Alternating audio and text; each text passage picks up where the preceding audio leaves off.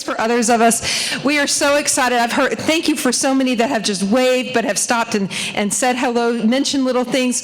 I'm so appreciative of my board and all the people, Deneen and her CMA, that have made this conference happen. So thankful to each of you on the sessions I was able to sit in on to hear your individual contributions. You all helped make this conference a success, and I wanted to say thank you from the bottom of my heart for that. It's been tremendous for me to see all of this happening. We're going to move very quickly because this was my dream come true, this group that's sitting before us, that we would have theorists being able to share from their years of research, years of theory development, all that they've given to you. So we're going to keep our announcements and everything else very, very, very brief so that we can get to the main event. I do have one award that I'd like to give this right to start us off with. After attending everything, all the sessions and so forth, I hope you can appreciate the wealth of time that went into planning this conference. Is Denise Saunders here? Could you stand up, please? Where's Denise? She's not here? Okay. Well, oh, here she is. Perfect timing. Denise, come please. I wanted to give her my third presidential award, and I'll say it as she's coming, for organizing and managing the conference proposal team, evaluating over 250 proposals, and for making recommendations, final selections, resulting in such a wide array of professional development options for the NCDA 2012 conference. Would you please join me in congratulating NCDA winner Denise Saunders?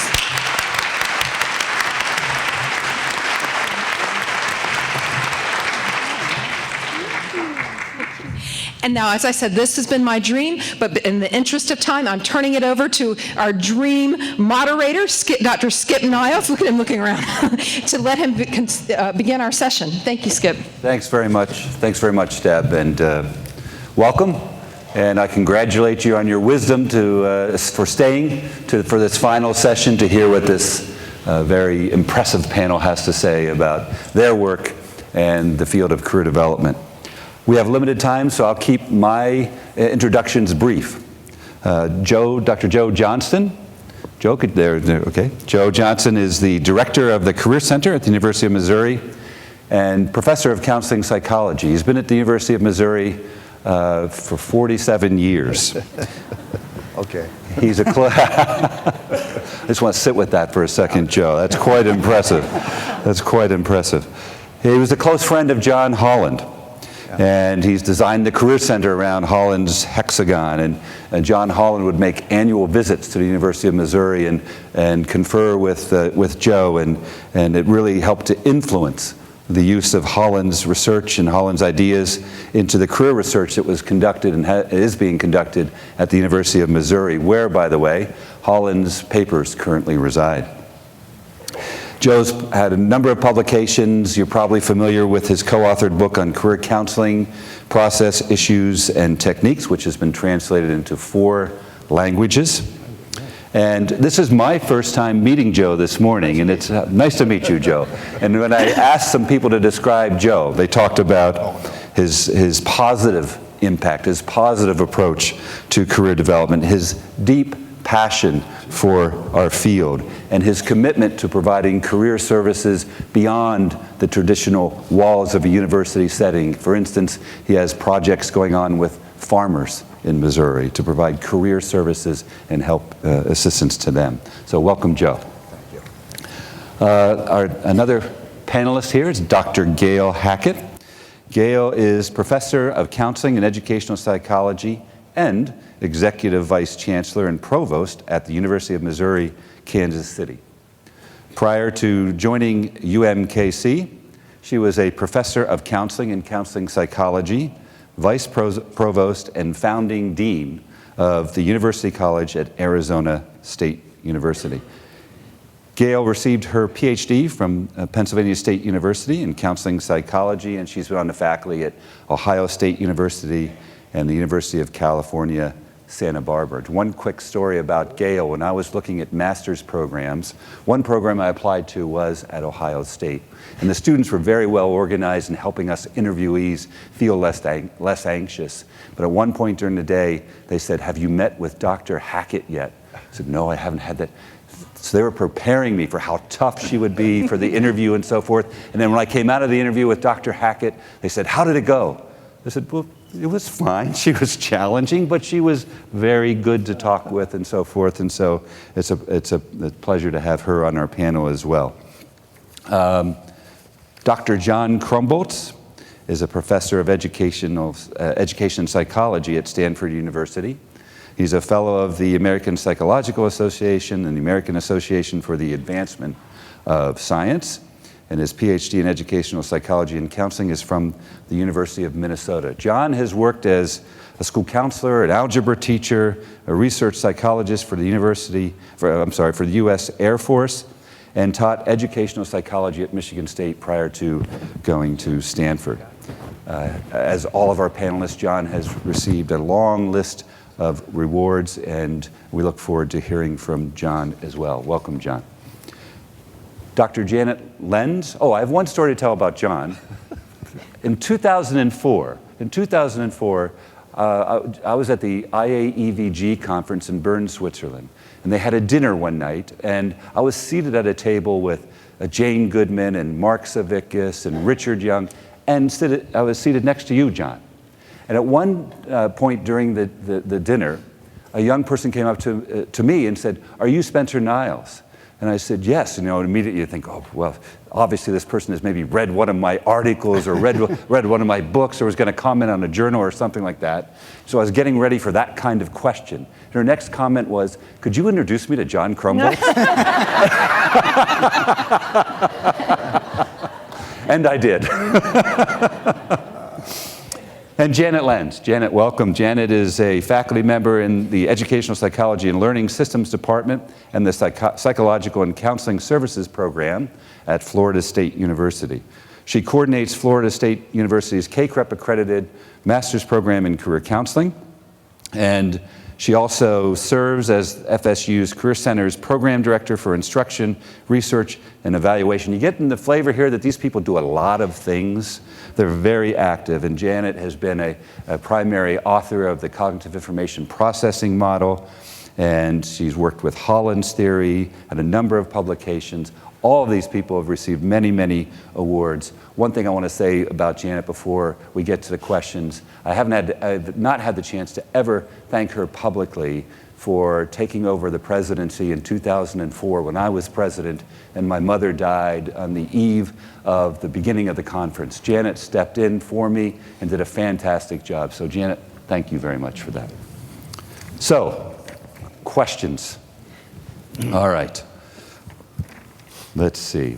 Let's start with a question. Maybe we could kind of go down the row a bit and let everybody have a chance to answer this question. So we'll start with you, John. And by the way, I've told people to keep their responses brief. Each chair is wired with an electrical current. There will be a positive correlation between the length of the response and the pain that they experience. So, okay, John. I'm in favor of that. John, what's your future vision? What is your future vision for the field of career development? Well, I've been very impressed with this conference here today, and I was coming down in the elevator with a delegate to this convention that I had never met before, and I said, how did you like this conference? And she said, "I had so much fun." And I thought, now there is what the goal of a career development should be. We should be helping everybody we come in contact with to have fun, to enjoy life, to make the most of life. And time is short for everybody on this planet. So let's not be doing things that make other people miserable or painful. Let's figure out ways to just have some good fun in life. That's what I think the goal of our whole field should be. I think we can get unanimous agreement that fun is good. Fun is good, right? Thank you, John. Gail, what do you see? What's your future vision for the career development field? Well, I'm going to take a little bit of a different tact because of my current position as provost. I'm looking at the future of public higher education and some of the challenges we face. And so we're looking at issues around financing, our financing model being broken, issues about access, and in particular, increasing attention to completion. And so I'm looking at that being one thing that actually career development professionals should be right in the middle of. We have students who are increasingly looking for a credential instead of an education. And we know what happens when students choose a major based on the job market as opposed to based on their interests and abilities. So I think that, so not only am I working on that, but I really think that those of us who work in higher education really need to step forward and help universities understand that phenomena and work with it for the good of our students. Thank you, Gail. Joe? I don't know how you can put Gail's message together with John's message about having fun. But I do believe we ought to, like John, I do believe we ought to be doing what we can to help people have fun. And as the positive psych movement is moving toward well-being as an outcome, that's probably where I see us moving, picking up on well-being as a big part of what we do in helping people find meaning in their lives. I would add, and this is myself speaking in my 70s, saying that I think one of the missions will be to help people find careers, again, say in their 70s and their 80s. Most people, I think, are going to be living much longer. And so a second career is obviously a part of where we should be in our thinking. I'd add also, as I look around the audience, it's clear that the people that are going to, I think, I wouldn't want to say this in a collective sort of way, but speaking for myself, I'm near the end of my career, and I'm happy to look around the audience and say, there are a lot of you that can pick up the mantle of what we collectively have been thinking about in the last decade or two or three or four. So that's my vision. I might add, this might be her message, but the fact that it's not all people from Missouri that I'm looking at anymore, that there's a much broader audience there, and I welcome the fact that we can now think about career planning in Asia and across the world is becoming very much a part of our thinking, I hope. Thank you, Joe. I'm still in my seat, too. Before I address the question, I'm the face of CIP up at this table, but I have to acknowledge my colleagues, Bob Reardon, Jim Sampson, Gary Peterson. We are a CIP team at Florida State. Also in this room are numerous graduate students and Career Center staff who live and implement CIP theory every single day of the week, not only to students, but to community individuals and adults and high school students. So I don't know if you've seen the most recent issue of NCDA's Career Developments magazine, but the title of that is Meaningful Career Transitions. And while I'm about fun as much as anybody who knows me, leisure is a high value in my SIGI values, but they outline the demographics of our country, but really in the world, of all the individuals who need career services, from people in their second and third careers, from veterans to immigrants to underemployed individuals. I was in a session earlier on people who are unemployed and struggling with mental health issues. And our vision has to be inclusive and far-reaching, and we have to find ways to extend our services beyond the one-on-one, the career centers that we all work in, partner with our workforce centers, partner with our community mental health centers. Joe's work with farmers in Missouri. We've all got to embrace that vision of how can we extend services to all of these individuals. And we have wonderful theory and we have wonderful practice, but theory without practice is meaningless and practice without theory is blind. And so I hope we'll figure out a way to take all of this knowledge and extend it to individuals that we may not be reaching right now. Thank you, Janet. I also have a set of questions that were provided by our members. So I'm going to shift to those right now and start with Janet. Janet, speaking of CIP, what can we do to help the adult thinker? And I think, I don't know why the focus on the adult thinker, but the adult thinker learn the CIP approach. You've worked with adults quite a bit. Sure. And not sure what we mean by adult thinker, but the good news is we have lots of real-world evidence. We've been using the CIP approach for more than 20 years in our Career Center. As Jim Sampson will tell you, if you've heard him speak, we specifically design all of our concepts, all of our theories, so it can work with a diverse age group. Our community career center is open to the community every day of the week and on Tuesday nights. We have extensive experience with our doctoral students and our master's students seeing adult clients and helping them understand CIP, helping them learn the concepts. Dr. Gary Peterson said the other day, our mission is to get ourselves out of a job. We want to teach people and help them learn it, and we have firsthand evidence that they can learn it, they can apply it, they can examine their thinking and use our workbook and use reframing and Beck's theory to get in a different place about their thinking. A lot of us are tracking on that, Skip with his work in Hope and Gail with the idea of self-efficacy, and that was an important piece for not only college students but adult clients to have some hope and positive thinking about the future, and so we've been able to do that with the community adults that we serve. Thank you, Janet. Joe, question from our members.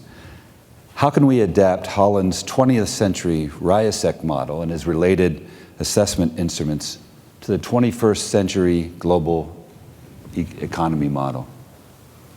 I wish John were here to answer that question, but and I'm sure he would. One is to think about, obviously, the population that we had not reached out to was the rest of the world, in a sense. I think the RIASEC obviously applies very well here in the United States, but when you think about how different cultures might fix or work with that hexagon, there are going to be obviously great research opportunities, particularly for people in Asia and so forth right now, to validate the hexagon.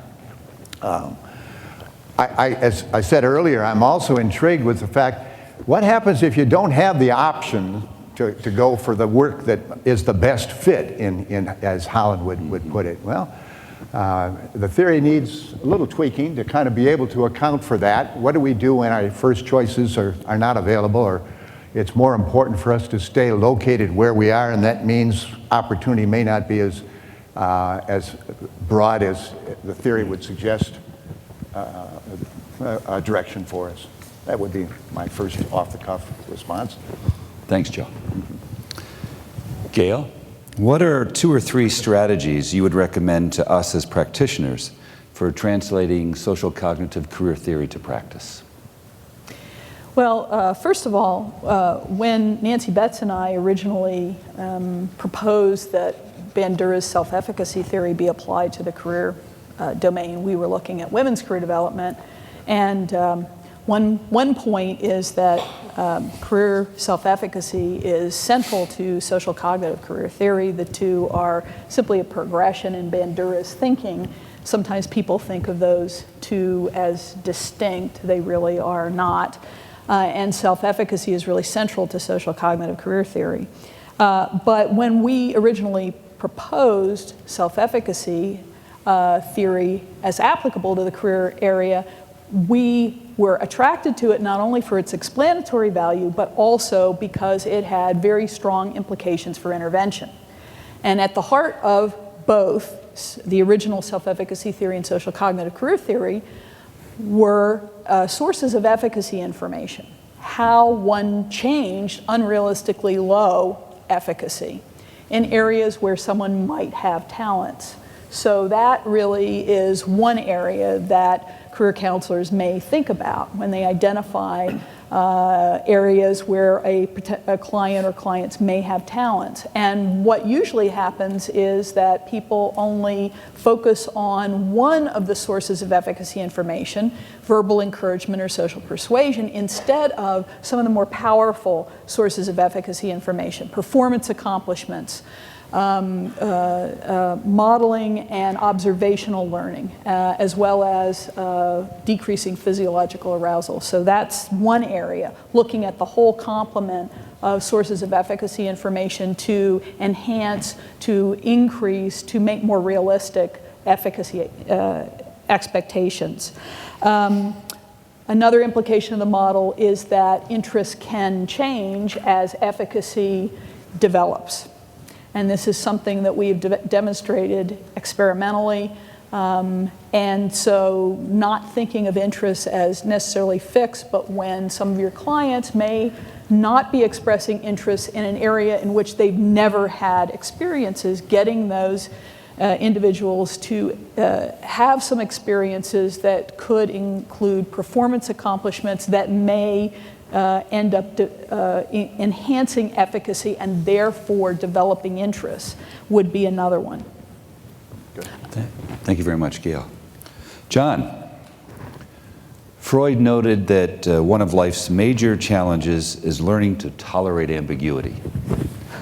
Since you seem to have joined him in this relative to happenstance theory, how do you help people manage the anxiety often associated with remaining open to possibilities? Well, I'm not sure there is anxiety associated with open to many possibilities. I think that is sort of a liberating idea. So, but I suppose that could be some people who are anxious about it.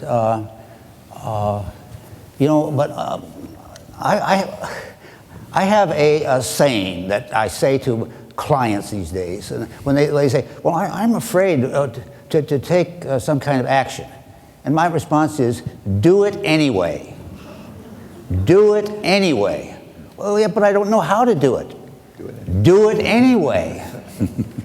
Because, you know, you don't have to, see, part of the thing that causes anxiety is the fear that you might not do a good job. See? And what I am trying to do in a happenstance learning theory is to give people permission to make mistakes, to try things that don't work, and see how it feels, and never to blame them. Never blame them for failing. Congratulate them for trying something that didn't work. And this sort of goes contrary to the usual American style of you only reward success. I think that is a dangerous idea. We ought to be rewarding attempts to try and try to succeed, even when they don't work. And then the other question is, and what did you learn from that? So okay, that didn't work. What's the thing you're going to try next? And I am very action-oriented. I think that what we ought to be doing in counseling, that there's every time a client leaves our office, they ought to have a task in mind that they are going to do before they see us the next time. And they have to negotiate that with us. It's not that I assign. I don't believe in homework. I believe that this is a negotiated agreement, that there is something that you could do that might be helpful to you. What is it you want to do? Well, maybe I could make a telephone call to a possible employer. Well, maybe you could. Do you want to do that or not? Well, I'd like to, but I'm afraid to. Now, I want you to do whatever you are going to do, even though you're afraid, okay? Now, so this is what you say you would like to do. When do you think you could do it? Well, I don't know, maybe by next Thursday. Okay, next Thursday, that's fine. What time Thursday will you have it done? I say. Well, I have it done by 3 o'clock in the afternoon. Okay. How about we make a deal? You agree to make this telephone call by 3 o'clock next Thursday afternoon, and then you send me an email telling me how it went. Would you be willing to send me an email? Well, sure. What's your email address? It's very easy, jdk@stanford.edu. Simple. Well, okay, all right, I'll do that. Okay, great. I want to know how you do. I hope it goes well, but if not, we'll try something else. So that's the way I like to go. Trying things, even when they don't work, and if they say they're afraid to do it anyway. Thank you, John. Joe. Hey, Skip, I'm here to say that I've had graduate students be in John's workshops, and they come back and actually do the kinds of things I've been trying to get them to do. Almost like, I don't know which technique is, but you described it well. I'm glad to have your testimony. Yeah. Go ahead, Skip. Okay, another question. Let's start with Gail. Gail, as you look back on your work in the area of career development, what's something that surprised you? Well, maybe this question. Yeah. I wouldn't necessarily say surprised, but I would rather say pleased. And that is that, in particular, this little paper that Nancy and I did published back in 1981 has snowballed and had all the effects that it has had. Our original paper, Applying Self-Efficacy to Women's Career Development, seems to have hit a nerve, I think because a lot of people who have read it or read subsequent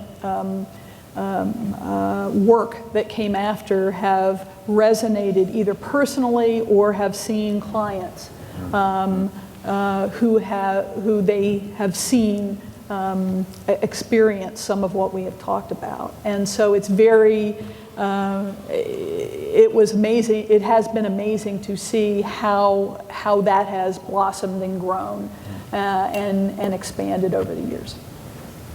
Thanks, Gail. Joe? What surprised me? Yeah. Oh, Lord. Just one. Well, just one, okay, or you'll zap me, right? Probably, the biggest surprise, I guess, was as I was in college, I did not know about Holland or Holland's theory, to realize how what I came to think of as a fairly simple, straightforward idea, how it caught on and made so much sense to so many people that were not necessarily clients, but just general public.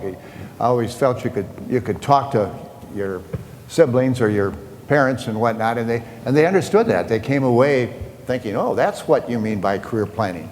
And before that time, had a hard time telling people what I did for a profession, when it'd help you decide on your career. But when they could be empowered to do something for themselves, that was a turn on for me. That was a surprise. Thanks, Joe. You're on.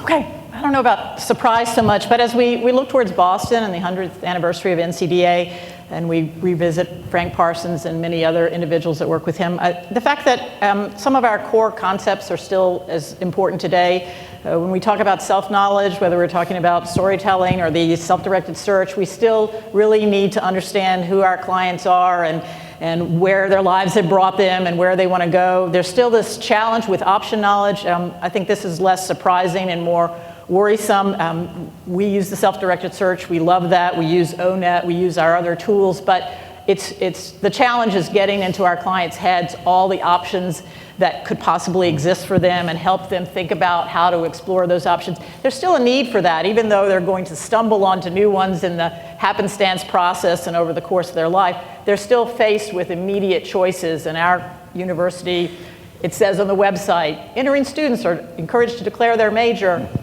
upon admission.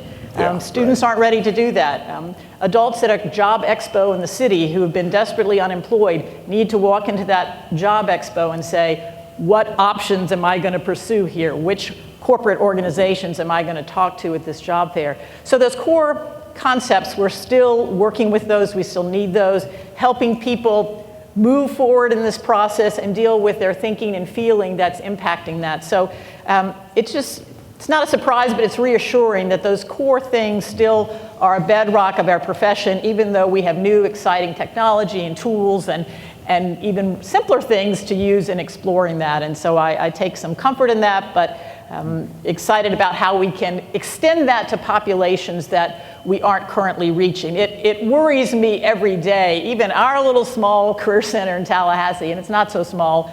Yes, we reach out to people, but all of from homeless people to other individuals in our community, how are they going to get help if we don't figure a way to deliver this more efficiently? Thanks, Chad. John? You want to know what surprised me? Sure. What surprised you? I'll tell you, something surprised me at this convention this year. And that was the number of groups, seminars, the workshops that seem to be far more open to the idea of flexibility, adaptability, learning as you go, taking advantage of the unexpected.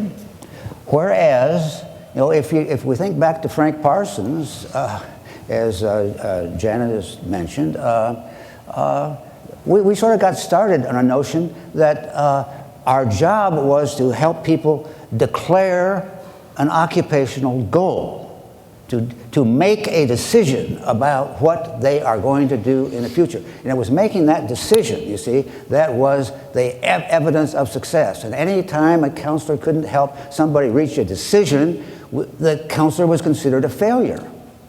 But that doesn't seem to exist anymore in this group. At least I didn't hear anybody say that out loud.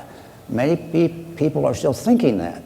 But the notion that we could possibly help people declare what they're going to do for the rest of their lives is now totally ridiculous, because the change in our world is so fundamental and so profound that I don't know what I'm going to do tomorrow. So We're going home, John.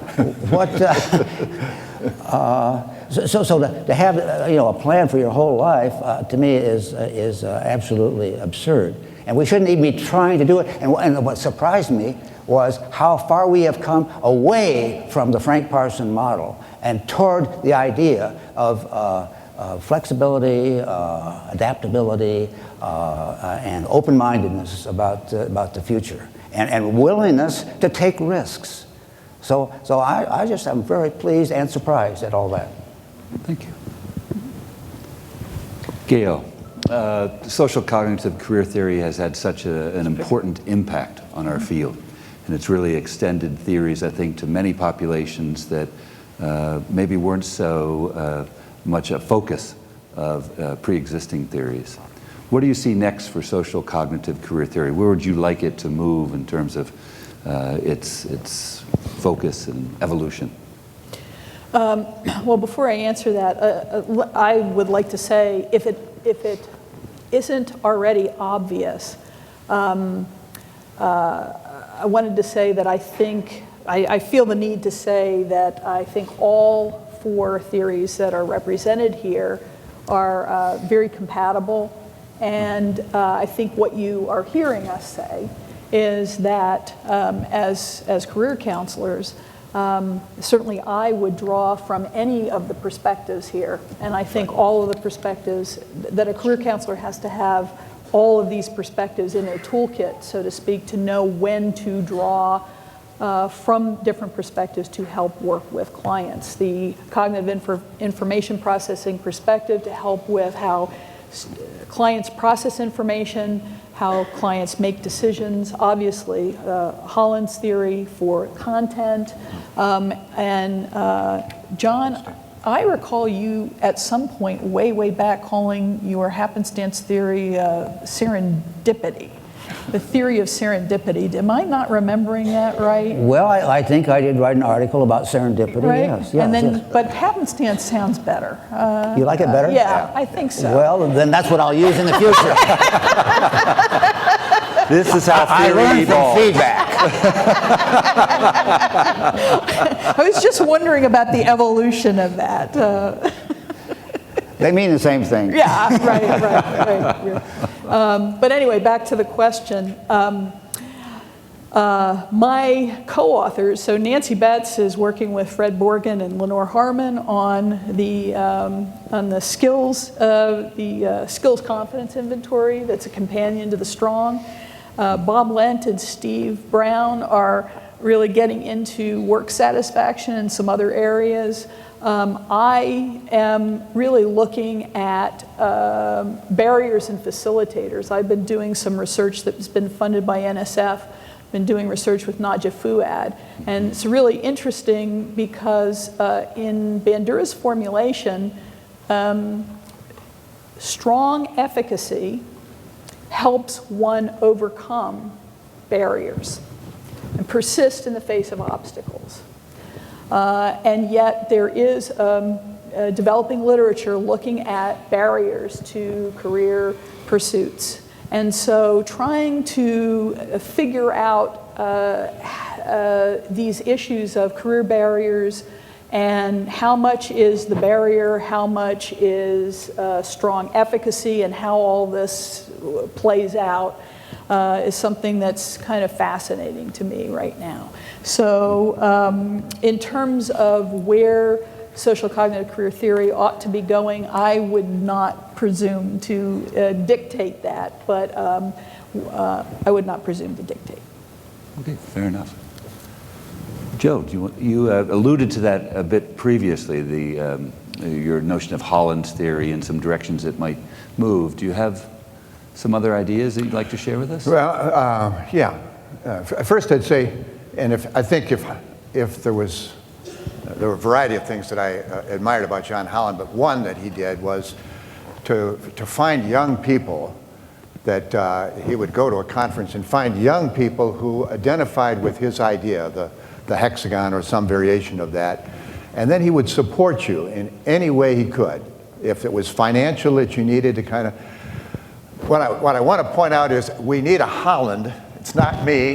I would say one of your colleagues there at Florida State has put together a bibliography on Holland's work that is the most comprehensive thing I've ever seen. Is Bob Reardon here somewhere? Bob, where are you? That is, if you're going to do some research with Holland's stuff, you need to get to Bob and his graduate students there. That's where one of the places I'm sure that it will be continued.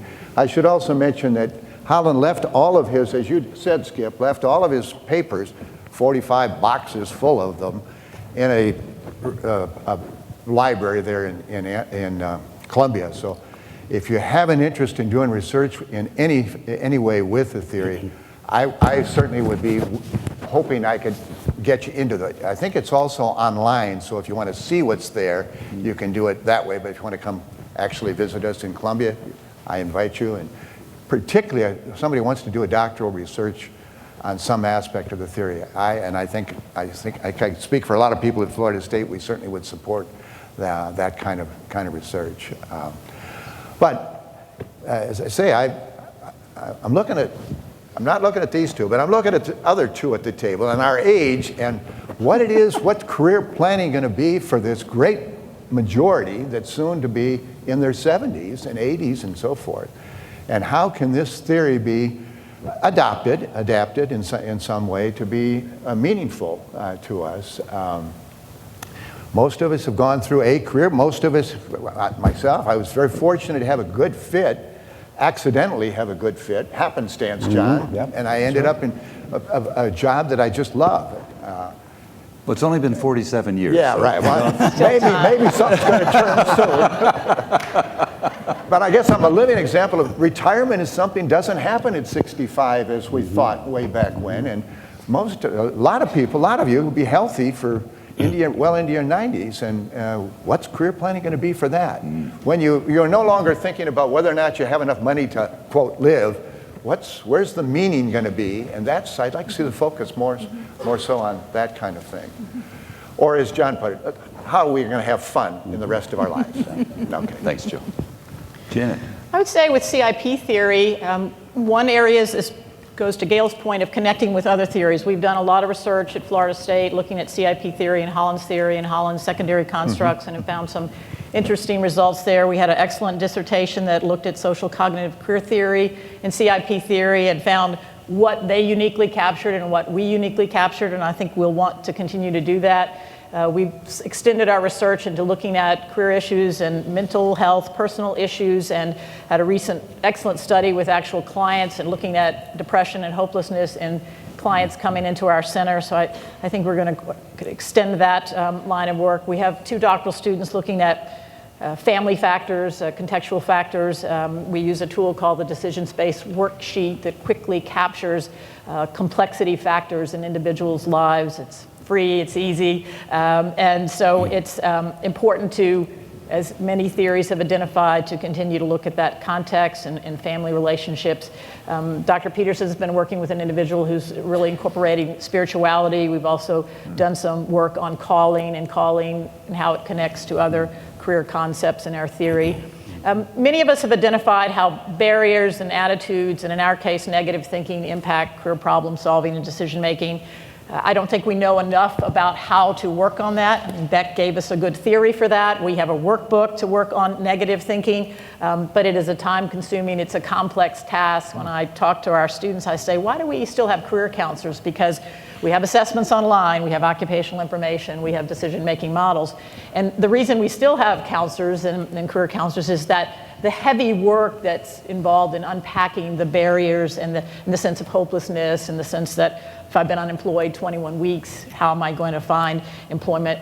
People do need help making decisions. If you go to the workforce center and you're an unemployed auto worker and you're told you can get money to either go into the machine repair trade or you can become a health services technician, you have to decide if you're going to do that. So I think we're still in the business of helping people cope with that anxiety and some of those other issues, and CIP theory is looking for ways to connect to that. Thanks, Gina. John? What's the question? As I remember it,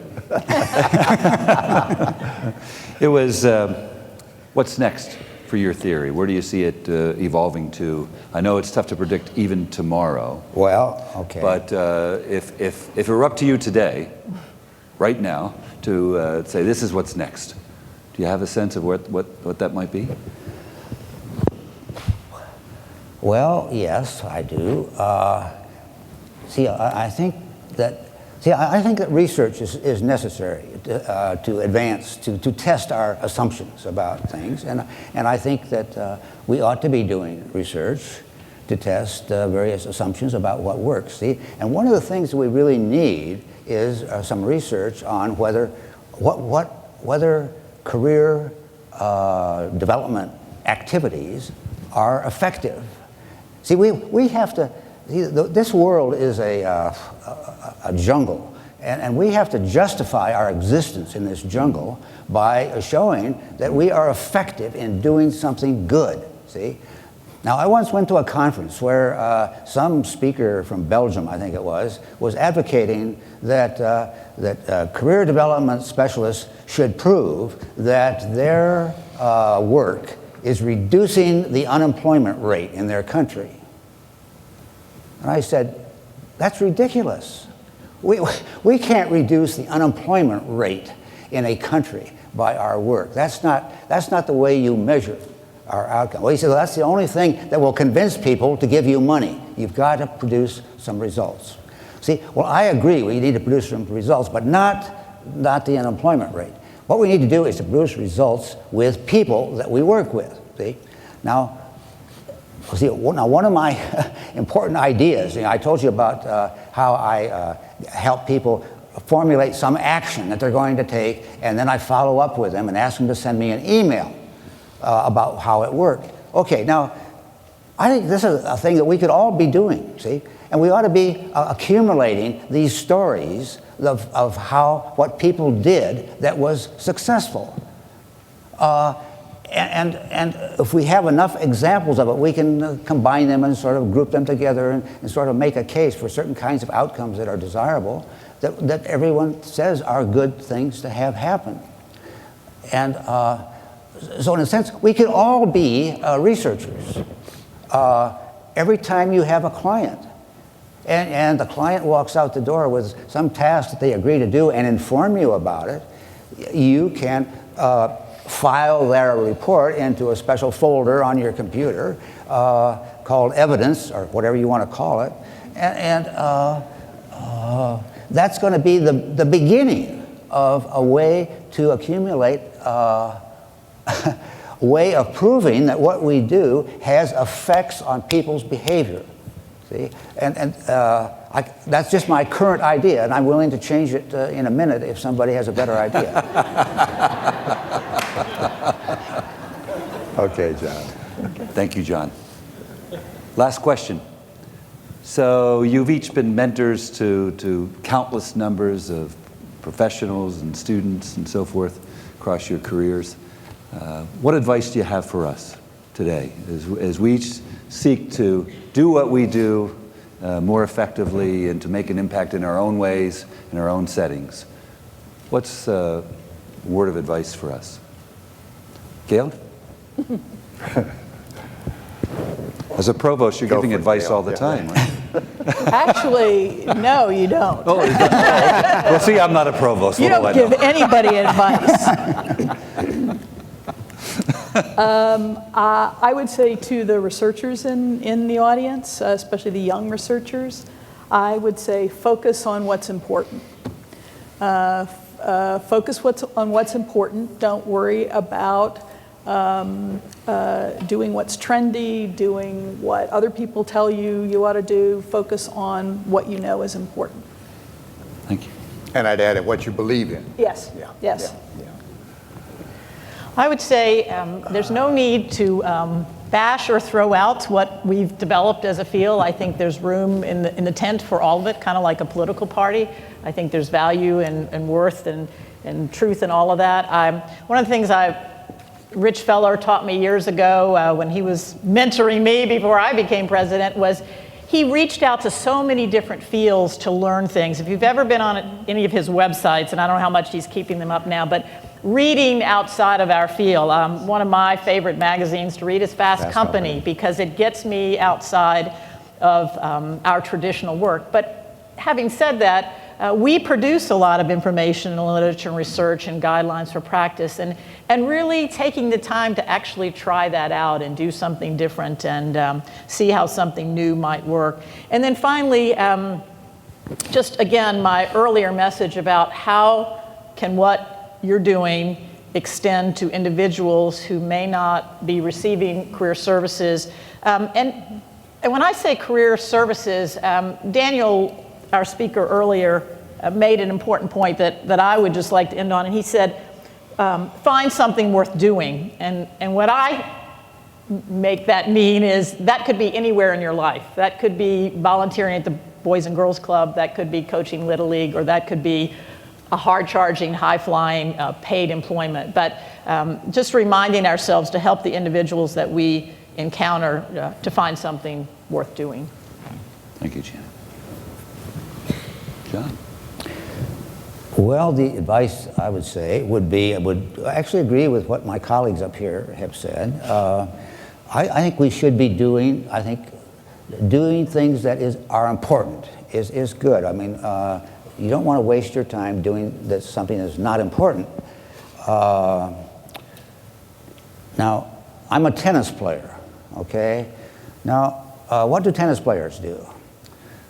Well, they try to hit the ball over the net and inside the lines on the other side. That's what they do. Now, for a tennis player, that's important. You've got to understand that. See, but it's important because it helps you have fun. To try to do your best. See, it's trying to do your best is what is important in tennis. And it's also what's important in life. And it's important in our field of career development. We need to be trying our best to do what is important, and we need to be trying to have a good time while we're doing it. See, now, you could say, well, but, you know, sometimes tennis players don't hit the ball over the net. Sometimes they hit the ball into the net. Well, now, the professional tennis players, they have somebody up in the booth that is keeping a tally on these mistakes. And in tennis, they're called unforced errors. And unforced errors are bad, you see, because you don't want to have any unforced errors, but every tennis player, the very best ones, Nadal, Federer, all the Maria Sharapova, all the top tennis players make mistakes. And they don't want to, but they do, see? Now, this is good news for us, see? It gives us permission, see? Because you're not trying to make mistakes, but sometimes you can't help it. And you just, while trying your best, you still make mistakes. And somebody probably up in heaven is keeping track of all your mistakes. And I don't know how many you are allowed to make before you have to go to hell. But I don't care, see? I'm not worried about that. I'm going to try my best. And so when I play tennis, every time I serve the ball, I am trying to serve a winner. I'm trying to. Do I succeed? No. Seldom do I succeed. But I'm trying to do my best all the time, see? And when I am trying to do my best, I am having a good time. I'm having fun, see? And so I think it all goes together. Doing your best, doing something important, and having fun. And so that's my advice to all of us, to be doing those three things at the same time. He really belongs in a church. Right. My God's going to let you get to heaven, even with all those mistakes. Really? Oh, good. Thank you. I want to thank our panel, and please join me in thanking our panel for their comments. It was fun. It was fun. Yeah. Well done. That was really good. Yeah, good to see you. Yeah, that was fun. And Rich, can we continue this conversation in Boston? All right. Thank you very much. And Deb Osborne has some comments. There you go. Okay. Yes, wasn't that tremendous? What a way to end the conference. Mike.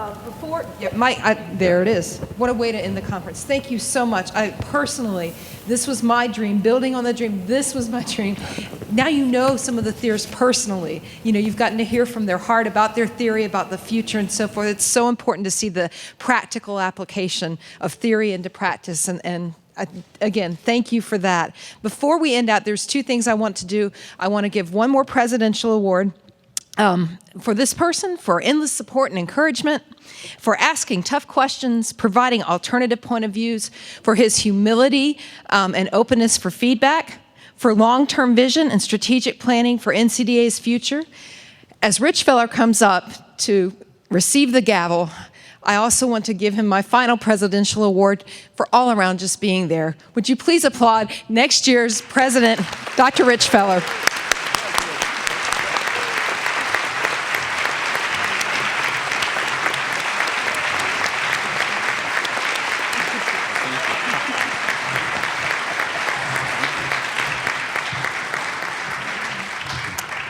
Well, I don't always know where I'm going, but you have a sense where you might be going next year.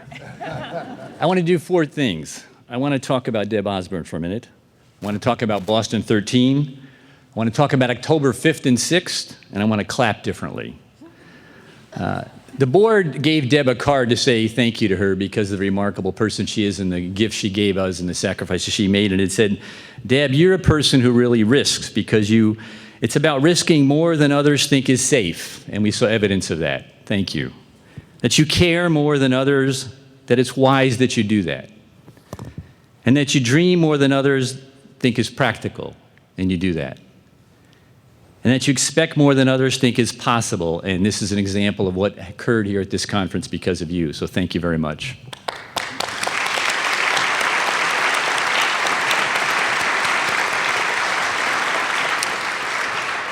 I want to talk about Boston 13, Boston 7 through 10, 2013, because it's right, we'll be in Boston, the anniversary celebration. We'll have a wonderful gala, a great celebration without question. But it all happens because of people like Deneen and her staff who gives us the constancy and the change every year. Deneen, thank you very much for not only this experience,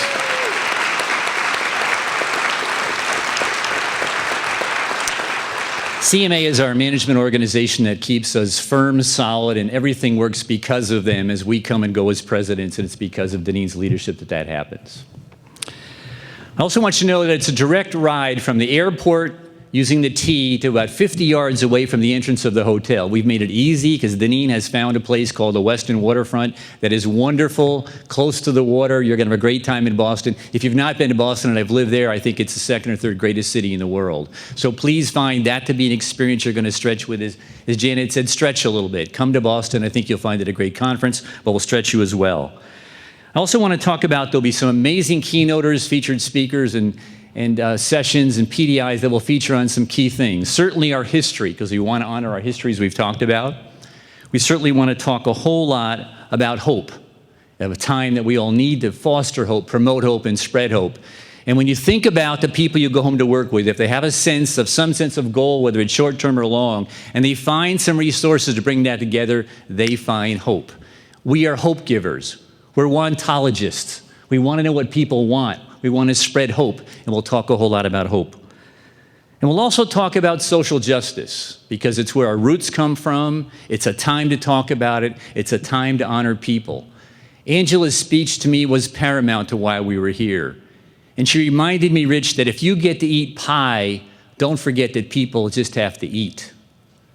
And social justice is taking us to our roots, where I, an upper class white guy, has it pretty nice and I'm pretty comfortable and I drink a lot of white wine. But we started in the organization to say, how do we help people who are looking for the pie, let alone being able to eat today? And we live at a time, never forget that. So we'll talk about social justice, I think, in a very large and powerful way. I want to talk about October 5th and 6th this year because through the leadership of Sherry and the staff and Debbie, we're looking to try to piggy bank our board meetings with Practitioners Institute to better use your membership fees to reach more people. And we'll have a practitioners conference in Chicago on October 5th and 6th. It'll be related to career counseling, coaching, and consulting to try to bring us all into the same camp to make a difference there. And I want to ask you all to go home and hug your family. Travel safely. We live in a time where we often overlook what's important in life, and I would venture we're all led by the core of our family and the people at home who took care of us while we're not here, and travel safely home during a world that's troubled. So reach out to some people, give a smile, shake some people's hands, and welcome people as you did to this conference. Because as we looked at 600 first-timers come here to a meeting and say, please welcome me. I want to be understood. I want to be appreciated. We're all looking for a sense of meaning and purpose wherever we came from around the world. So please let's do that on the way home to make it a better world.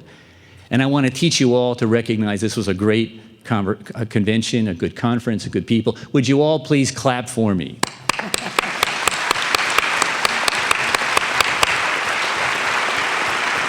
Because not only was it a great experience, it's a reminder why we're here. Because when you clapped, you didn't even think about it. You did it naturally. It happened. It came automatically. And now I'd like you to clap again, but with your less dominant hand on top, please. Yeah. Because it probably didn't sound as strong or feel as comfortable in the person in the back. I'm worried about you because you hit somebody next to you. I'm real concerned about that. But it wasn't the same because you had to think about it.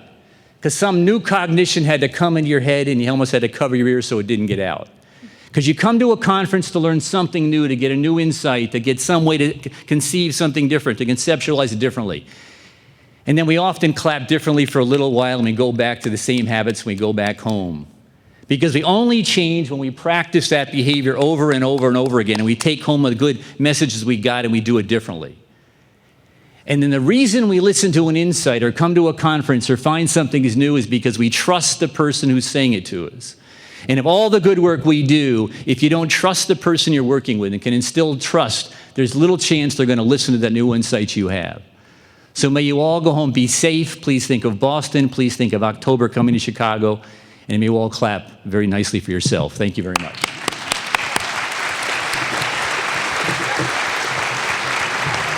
We are adjourned.